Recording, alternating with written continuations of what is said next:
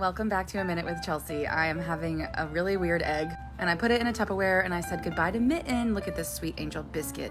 I am about to leave and go to the airport and get on a plane and fly to California with the hobbithikers. Oh my god, she's so fucking cute. I want to kill her. And I feel like this was such a perfect send-off from my little baby child because look at her. God damn it, she's cute.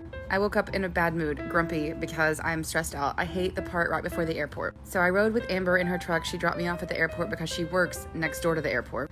I ate my breakfast in the car and it smelled like a stanky fart. Once I had coffee and breakfast, I was in a much better mood, and especially once I checked my baggage, I was in a better mood because I hate carrying all this shit. Then Sarah got to the airport and it was time for us to go to our gate, and then it was time to board. My luggage is from TikTok Shop and it's linked in my showcase if you want some. It's actually pretty sturdy. I love flying Southwest. They are my favorite. They're the nicest, I think, and I like that their seating chart is no seating chart. You just get what you get and don't throw a fit.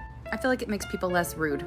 And then our plane took off and we started flying to Denver for our first layover. I'm obsessed with High Chew candy right now. And I wish they still had Ritz Bits on the plane. I don't like pretzels. They're just not good. They taste like a burnt piece of toast. We landed in Denver and the elevation, you could already feel it because I was like, I am out of breath just walking through the airport. Thank God for moving sidewalks. They're my favorite thing in the world. We grabbed Smash Burger to go and we sat and ate it in the airport because we had about a 2-hour layover here in Denver.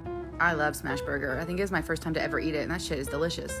They had these little cool library desks at our gate, so we were really pumped because they had phone charging stations and a table, and it was like sitting in a little booth at a restaurant. And then we saw our plane. She was pulling up, so it was time to get on the plane. Sarah gets to board before me. That is not Sarah. That is some random white lady saying hello to the plane. I didn't mean to film her, but she kept patting it, and I just couldn't stop filming.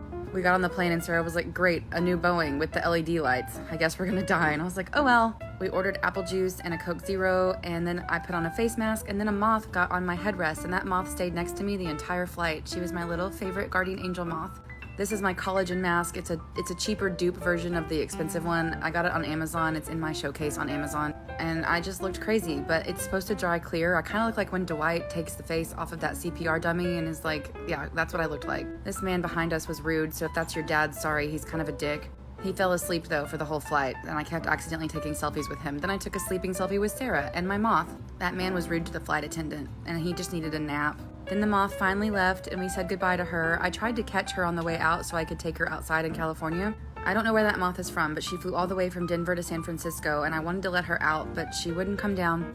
I feel like this mask did a pretty good job. I don't know if I have, glass skin. I don't think that's a possibility for my skin because it's very textured, but it does look nice and it kept my face hydrated on the plane. And I hate a sheet mask, and this was the least uncomfortable sheet mask I've ever worn, so a win's a win. Then we got to California and the view was nice, and then we landed and it's super, super shaky because I'm not good at holding my arms straight. As soon as you step off the plane in San Francisco, it's just like gay, everything is gay, including me. Here I am being a big old queer in San Francisco. But there are rainbow pride flags everywhere, and the best part is that San Francisco airport in Burlingame is super, super fucking quiet. It is a quiet airport. They don't make announcements about anything unless you're at your gate.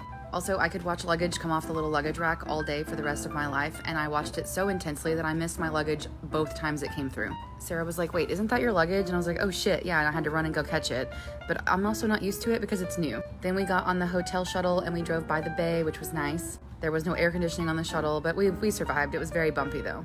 The only people on the shuttle were me, Sarah, and a bunch of pilots. Then we got to our hotel. We stayed at the Hilton. I love you, Paris. If you're watching this, hello, I love you and your hotels. Look at all our crap. We have so much crap. Sarah's not actually asleep, but it's the vibe. We're tired. Then we ordered dinner, and mistakes were made. We also DoorDashed a giant tub for candy salad for the bus. We did not realize it would be this big, so I hope everyone brought a shit ton of candy because oops. Then we repacked all our stuff because some of it was on the airplane, so we needed it to be in different bags because you can't fly with certain things. But you have to bring so much shit because, one suitcase just has a sleeping pad, one suitcase has your sleeping bag.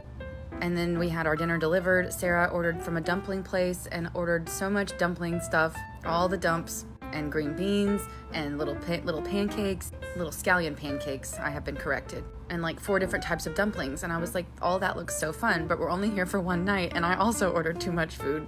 So I ordered from a seafood place. So is somebody gonna match our freak? Our freak is apparently ordering $100 worth of DoorDash and then having eyes much too big for our stomach. We didn't have any silverware or napkins or ice, so I went to go get all of that. The ice is on a different floor of the hotel, so I went on a journey, and the bar gave me silverware and napkins. Then my food arrived, and it was salmon and crab mashed potatoes and ahi tuna and guacamole. And then Lord of the Rings came on. and we both fell asleep at 7:45, and I woke up and said, oh crap.